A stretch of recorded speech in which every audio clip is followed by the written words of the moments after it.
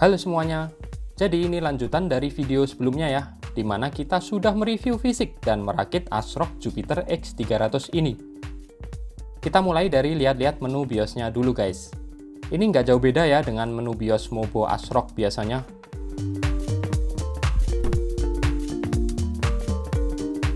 Nah, dan ini yang saya penasaran pengen tahu, suara fan. Saya coba dulu satu-satu modenya. Ini audionya saya rekam langsung dari mic di kamera ya. Dan ini masih fan yang mode standar. Kita rubah ke silent mode. Di silent mode ini emang bener-bener silent ya, oke banget. Tapi saya takut sih, karena prosinya nanti pasti bakalan lebih panas dengan mode silent ini. Yang bikin saya kaget sih yang full speed ini guys. Kalian bisa coba dengerin sendiri ya. Saat saya ganti ke full speed, suaranya ini udah kayak apa ya, kipas server kali ya, kipas Delta yang high RPM. Kalau kalian malah lebih kenceng lagi dah kayaknya. Di sini kedetek RPM-nya 7200 lebih di BIOS. Oke, sekarang kita akan tes dan membandingkan performa dua prosi dari AMD ini, Ryzen 3 Pro 4350G dan Ryzen 5 Pro 4650G. Sebelum tes untuk gaming, kita tes performa computingnya dulu. Di CPU Geekbench ini 4650G mendapatkan skor multithread 2 kali lipat lebih kenceng dibandingin 4350G. Tapi performa single threadnya nggak beda jauh guys. Untuk WebRAM stability test yang pakai multi-core juga jelas, 4650G jauh lebih unggul. Dan saat saya cek suhunya di HW Info, suhu maksimum kedua prosi ini udah lumayan mengerikan, di kisaran 85 derajat Celcius. Saat saya tes di Cinebench, ini lebih gila lagi. Suhu max Ryzen 5 4650G mencapai 95 derajat dengan package power 64 watt. Tapi belum terjadi thermal throttling ya. Luar biasa nih. Jadi hasil skornya di sini valid. Mungkin harus pakai mode fan full speed, tapi kalau saya disuruh pakai mode full speed sepertinya nggak banget deh. Oke lah, sekarang kita tes game pertama. Game andalan para wibu, Genshin Impact. Di sini saya pakai resolusi Full HD dengan setting grafis slow yang tentu saja saya matiin dulu VSync-nya ya.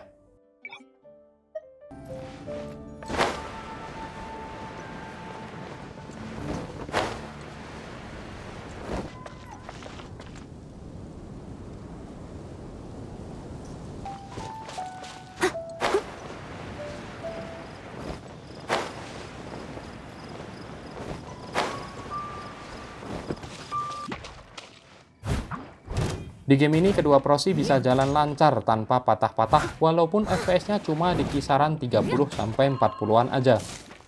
Dan bisa dilihat kalau perbedaan FPS keduanya nggak jauh-jauh amat guys, sekitar 10-20%an aja. Kompensasinya jelas 4650G punya konsumsi daya yang sedikit lebih boros. Selanjutnya kita tes di game RPG Rise of the Tomb Raider. Saya pakai resolusi Full HD dengan setting grafis low. Find this lost city. I know this is a long shot, but that old tracker said he saw ruins up in these mountains. Oh, we're heading into a war zone now. We better be sure about this. We're close. There should be an oasis in the canyon just ahead.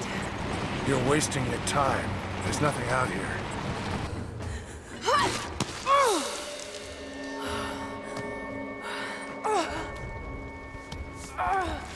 Di game dan settingan ini, FPS yang didapat sedikit lebih rendah dibandingkan dengan Genshin Impact tadi. Tapi perbedaan antar kedua prosi masih sama, nggak jauh-jauh dari 15% lah. Dan bahkan kelihatan lebih tipis saat in-game benchmark. Beda hasil skornya 4 FPS dari 28 dan 32 guys. Lanjut ke game FPS yang lumayan berat, Crysis Remastered, dengan resolusi Full HD dan tentu saja grafisnya low. Hey, Nomad, you still with us? Okay, listen up, gentlemen. Intel reports a significant military presence on the island. We have the element of surprise, so let's use it. Engaged.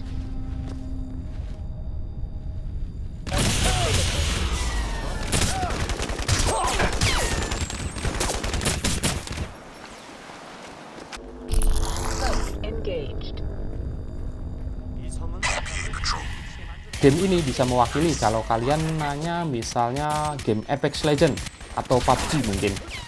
Saya rasa bisa sedikit lebih tinggi dapat FPS-nya dibandingkan di sini. Tergantung settingannya juga sih. Anyway, masih sama ya perbedaan kedua proxy. Malah makin menipis karena kadang bisa sama-sama aja.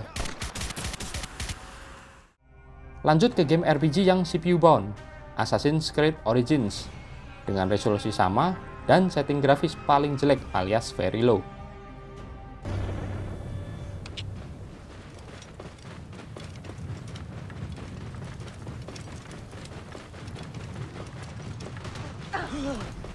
You owe all you have. Your farms, your goods.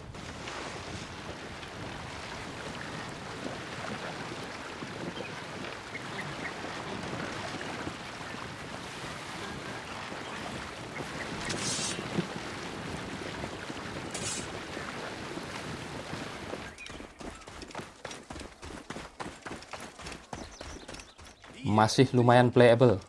Dan konsumsi daya saat gaming ternyata juga masih jauh dari TDP kedua proxy ya guys. Suhu yang didapat juga nggak panas-panas amat. Keduanya masih aman di 70-an derajat dan cuman selisih sedikit. Begitu pula beda watt dan FPS-nya, seperti biasa. Terakhir kita tes di game balapan Forza Horizon 4. Resolusinya masih sama, tapi setting saya ubah medium karena ini game nggak terlalu berat.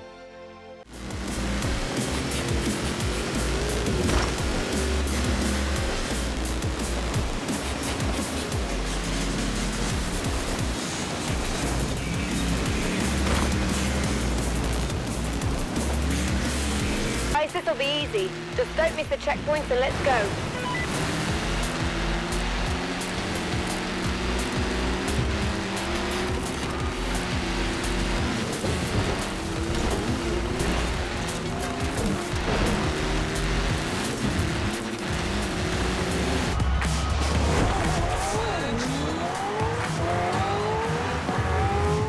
Performa kedua proxy yang sama-sama pakai iGPU Vega 7 ini lumayan juga ya.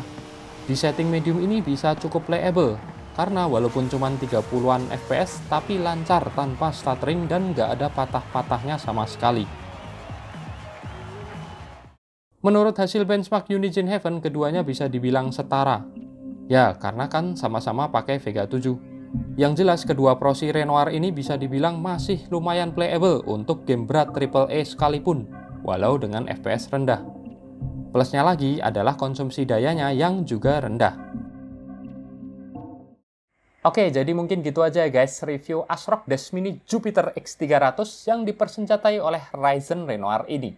Jangan lupa like dan subscribe, dan makasih udah nonton.